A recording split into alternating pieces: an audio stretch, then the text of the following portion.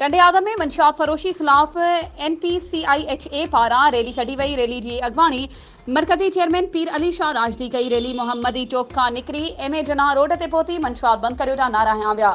Report मूजिब टंडे आदम में NCPHIA पारां मरकजी चेयरमैन पीर अली शाह राजदी मज़र टांडियो ऐं सिविक फोरम पाकिस्तान जो कोआर्डिनेटर फराद अहमद खिताब कंदे चयो त टंडे आदम समेत पूरे पाकिस्तान में मंशियात फरोशी सबब नौजवान नस्ल तबाही ऐं बर्बादी के किनारे ते पहुतल आहे। उन्हनि चयो त जेकॾहिं हिन वक्त मंशियात फरोशनि खिलाफ़ कार्रवाई न कई वई ऐं मंशियात जे विकिरो खे न रोकियो वियो त अञा वधीक नुक़सान थींदो।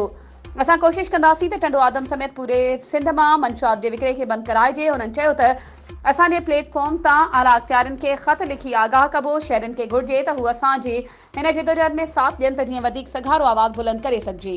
वधीक ख़बरुनि ऐं अपडेट्स जे लाइ असांजे चैनल खे सब्सक्राइब कयो ऐं हा, बेल आइकन खे प्रेस करणु न विसारिजो त जीअं असांजी हर नई अचण वारी वीडियो तव्हां ताईं पहुची